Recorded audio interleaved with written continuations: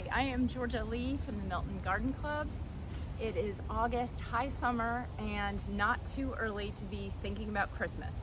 So today I'm going to be building a wreath, and I'm using as my wreath base this desiccated wreath from last year. This was just a simple boxwood wreath. As you can see, it's super dry, yuck. And that's going to be my wreath base. So I'm going to transform this into something lush, green, and beautiful using brush and plant material from my own yard. So here's your ingredients today to make a lush and amazing wreath. This is arborvitae. I have 2 branches of arborvitae. That's something most people have in their yards, and something that when you trim it from the side or the back, you're never gonna miss. No one is going to know that you trimmed 2 branches of arborvitae to make a wreath. The next thing I have is 2 large branches of white pine. My white pine is about 40 feet tall in my yard.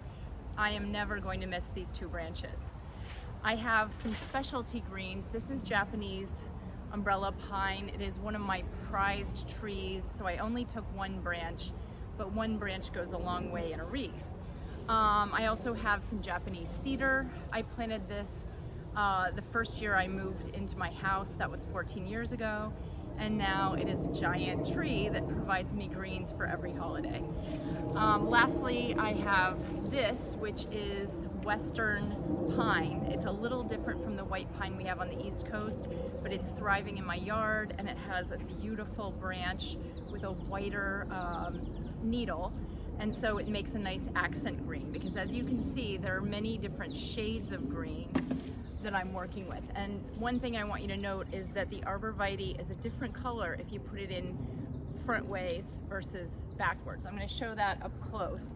So this is the arborvitae in the front and in the back. So you can use those colors and interplay between the colors to augment the visual interest of your wreath. So let's get started. The first thing I'm going to do is scoot everything over, and I personally like to start with arborvitae because it's so lush and it just greens up your wreath almost instantaneously. So I'm just going to trim some fronds, and there you go. I've got a big trimming, and I'm going to cut a few branches off that trimming, and then I'm going to use the branch and I'm going to stick it into the dried boxwood wreath, like so. So you can see I've already got a start on this. That's 1 branch, and I would say 7 branches of that size, which is a very small piece of the larger branch. 7 of those will probably take me all the way in a circle around my wreath. So here's branch number 2. I'm going to cut it a little bit smaller so that I can work with it easily. And I'm going to put that one in like so. I've got branch number 3. I'm going to cut that one down because it's too big. Branch number 3 is going to go in like so. Nice. And you can see I've got a great start on my wreath. It's already turning green, and I, have invested like what, 1 minute. Branch number 4. Here's branch number 5. This is a smaller branch, so I'm going to incorporate 2 really small branches for number 5, but I'm still going to call it number 5. There it goes, branch number 5. Here's branch number 6, also 2 smaller branches. I'll show you what I mean by that. So this is teeny, but together they're going to give the look that I want of lushness and fullness. So there's 1, there's 2, fantastic. And now I'm going to go to this one, which I haven't even touched. This is my other arborvitae. I'm going to cut him right about there. I've got a nice lush piece. He's going to go in backwards. I'm going to change the colorway a little bit. Here he is, and that's 7. Is that 7? So I may need an 8th, and that's okay. I've got unlimited arborvitae because, as you can see, right behind me is a giant arborvitae. So if I need more, I strategically placed my table right next to the tree I'm working with. And as long as you wear a coat, you can do this in the winter. And I like to work outside even in the winter because then I don't have any cleanup, or I have minimal cleanup. If you do this inside, it's a little bit messy, still doable. When I do it inside, I put a tarp under my workplace, and then I just take the tarp and empty it into my compost pile. Okay, so we have a successfully greened up wreath. It's looking lush already, and I haven't even added all the other goodies that I have to add. And you can also still see some of the dead boxwood poking through. So I don't want to see any of that. So I'm going to keep working. I'm going to add a little bit of the cedar. The cedar is really good looking. I'm just going to put that in, and I'm going in the same direction that I went with the arborvitae. You want to keep working in a circle, and you want to keep those branches going in the same direction because it'll give you a nice symmetry. I'm going to keep working, adding in my cedar. Cedar really fills it up fast. There's another nice piece of cedar. Here's another nice piece of cedar. Boom.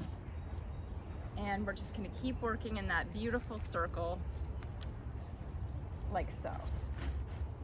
And then I'm going to show you how to wire the whole thing together, because right now it's a little unstable. These pieces could fall out. They're pushed into the material that's already there, but you really want stability when you're making a wreath. So I'm going to create that stability by wiring the whole thing, and then we'll see what's poking out from the boxwood. Good.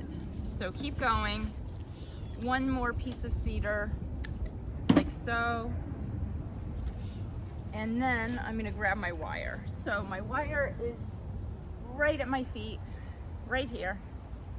And I'm going to decide where the top of the wreath is, because the top of the wreath is where you're going to put some extra wire so that you can design a loop for hanging your wreath. So I'm going to pull my wire up like so. I'm going to tie it nice and tight around the wreath. And this is one of those things where you really want to have gloves on for this. And the reason is that these branches will cut your hands, and the wire will actually cut your hands. And so you don't want that. I promise you, you don't want that. Now I'm going to leave this piece at the top so I can come back to it. And I'm going to loop around the wreath tightly and unspool my wire as I loop. Okay, so the reason you want it tight is because you want this to hold together, and that is going to require, so far I've done 1, 2, this is 3 loops around, tight loops, 4, good, 5 loops, nice, 6. And just to remember, you can do these loops and you can do another set of loops at the end if you want to, but you don't want to see the wire when you're done. So there's 8 loops to take me all the way around back to the beginning. And I'm going to trim my wire here. I'm going to do a double loop at the top. So I'm going to really have to cover that up with a bow. That's why you often have a bow at the top, just to cover your mechanics for your hanging materials. So I'm going to put this green wire, I'm going to show you the wire I'm using. This is the wire. You may wonder why I'm wearing an apron. It's because this wire is impossible to see on a green table filled with greenery. So you want to put your wire back in your pocket. They really should make the spools red because you can see red against green. My scissors, or my clippers, which I love, have a red handle, so I can kind of always see them no matter where they are. But the wire, not so much. So put your wire in your pocket, wear an apron, wear gloves. Those are my pro tips. All right, so back to your string. Here we are.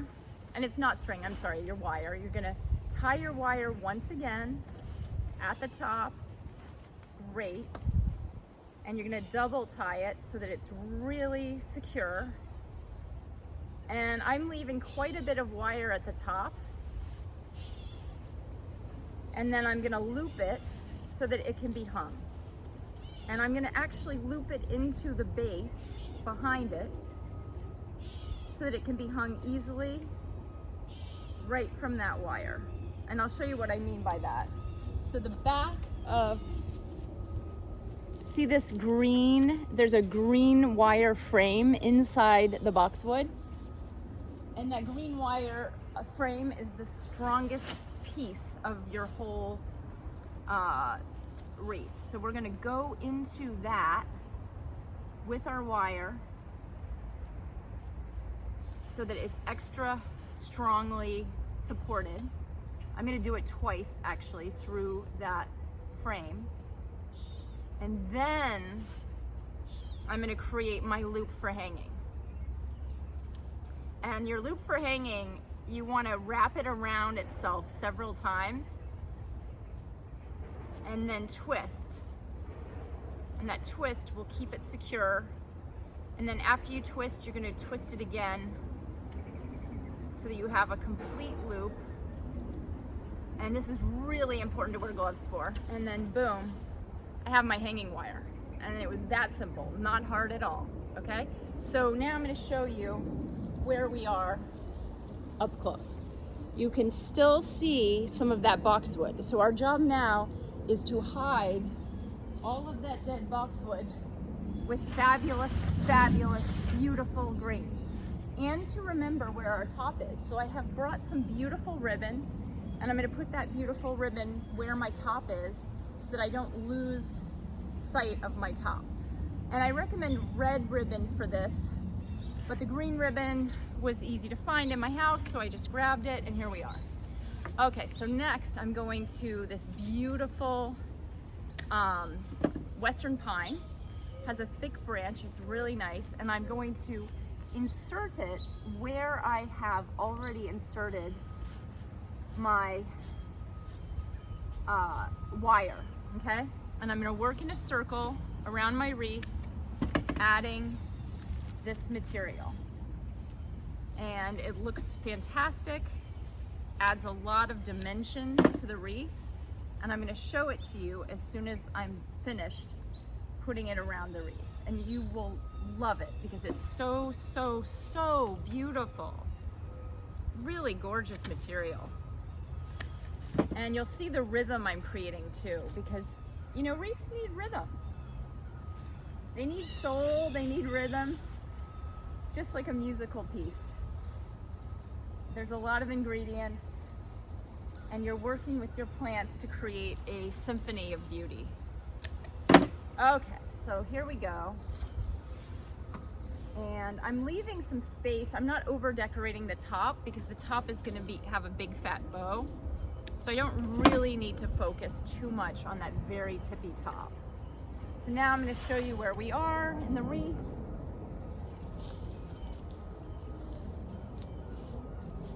It's getting lush. And another thing I want you to note, you can't smell this like I can smell this. This smells amazing.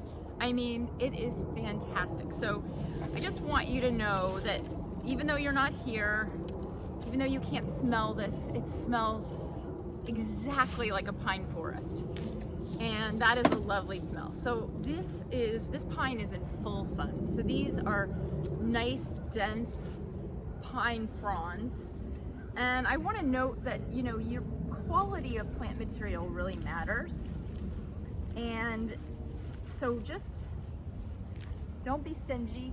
Use the best plant material you can find and enjoy it, because you'll never miss it in your yard. And by next spring, it's going to grow several feet again and fill in the spots that you clipped. And let's say you clip in January. How much time do you, in December? How much time do you spend in your yard in the months of January through May in this climate? Not too many. If you're like me, you're probably hanging out in your kitchen and your living room and lighting a fire and not spending too much time in your yard. Okay, so the pine is really adding a further dimension that I am really loving. I'm gonna keep going with the pine. Pine is just adding so much. It's giving a textural element as well that I love. And I'm gonna show you what the pine is doing and where we're at in the wreath. There it is. That's what we're getting. Pine is adding a lot. I see some holes where I need to fill in the boxwood. And I've got a little arborvitae left, and the arborvitae is great as cover. So if you have something you want to cover up, a little bit of extra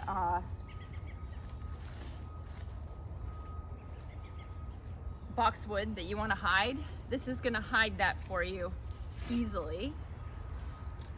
Here's a really nice piece of arborvitae that I missed earlier, so I'm going to add that. And I don't know just where to put it because I've got this piece of boxwood that I see that I don't want to see. I'm just going to tuck that in. Here's another place I can tuck something in just to hide some of the boxwood that I don't want to see. It's so easy to hide. You just tuck in your branches. And this is sort of the finicky work of the end of the process. We're almost there. We're really getting there. And I'm going to tuck in my branches so you can't see my mechanics. Almost there. A couple more little pieces and then we're done. Add a little bit of pine right here. Tuck it in. This tucking work is really fun too. It's like you're almost there. You're just putting the finishing touches on. Got a couple more finishing touches.